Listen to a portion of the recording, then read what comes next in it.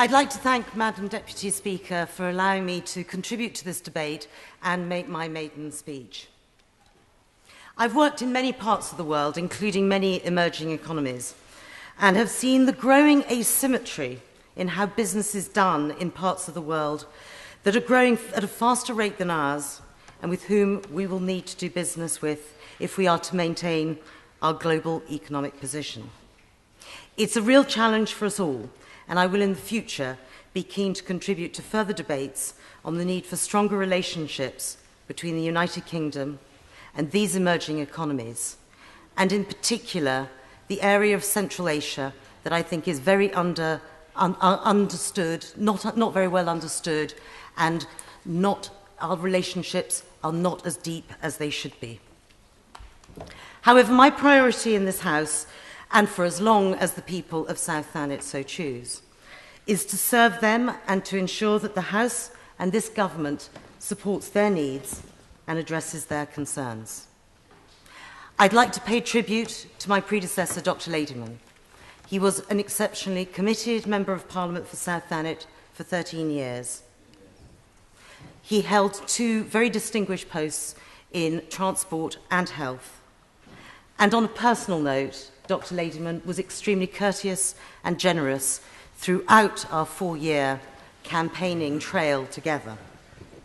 I wish him extreme good luck in his new job as Chief Executive of a retirement home company, and know that in this role he will serve with the same commitment that he served the people of South Thanet. I live and now represent one of the best kept secrets in the country, a series of towns and villages that represent what is best about this country. I know how beautiful, how surprising and how unique each and every of my towns that I represent is. But what was particularly rewarding was over the last 4 years, the number of supporters who've come to South Thanet, some of them actually sitting here tonight, who gasped with excitement when they saw Ramsgate Harbour and its beauty, who saw Broadstairs as one of the most beautiful, perfect seaside towns, who were staggered by Sandwich, considered the national most perfect medieval town, and Cliftonville, which is what the poorest ward in the southeast. People recognise its architecture and its potential. But South Thanet has a particular relationship with this house. I live about a quarter of a mile from Pugin's house, where he built his house and a church. And Ramsgate has many of the motifs, many of the architectural icons that we have in this house.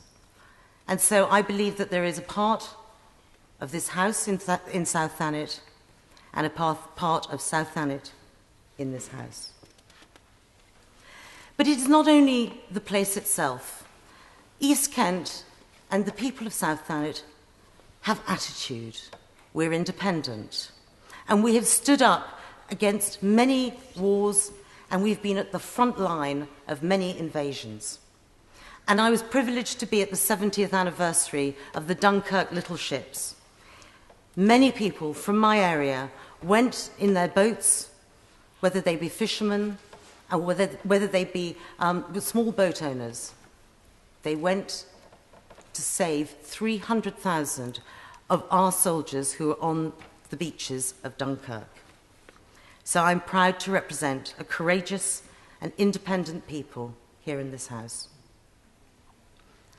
We've come into government at one of the most difficult times for many generations.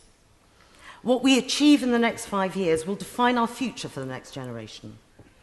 And I'm sure that none of us on this side of the House are under any illusion that we will not have to do things that will make us unpopular. What we must be judged on is being fair and rewarding those who take responsibility. And it's about fairness and responsibility that I would like to add to this debate today. This week is the start of Carers Week. In South Thanet, we have some of the largest number of carers in the country. Young, old, frail, healthy. They're selfless family members whose lives become dominated by the responsibilities that they voluntarily take on. Being a carer is not subject to any working time directive. Carers are full-time, 24 hours on call. Their lives are dominated by the needs of others. And when helping those with very chronic illnesses, they often more or less forfeit their own lives and certainly their livelihoods. Having watched my mother look after my father for 5 years before he died, I have firsthand seen the toll that it can take on the carer. Coastal towns in particular have a very high percentage of carers, and I believe that we need to ensure that we put them at the heart of our review when it comes to caring for the elderly. I think it is crucial that we look at the role they play. They are going to be, in many ways, one of the front lines in public services in the future.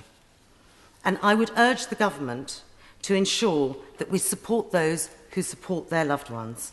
We need to look again at providing respite for carers.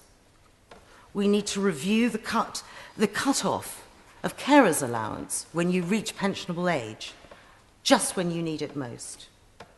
And we need to place the carer's role at the heart of our review for care for the elderly. When we leave this house, hopefully not for many years, we might all need carers, or we might all need to care for others. I would prefer this to be done by a loving relative, someone who will be there for me in my time of need. I certainly am sure that many others in this House would also. So as the Prime Minister says, we need to reward those who take responsibility. And I would say never can this be more said about the 6 million carers that give up their time, give up their lives, and selflessly give their time to their loved ones. Yeah, yeah.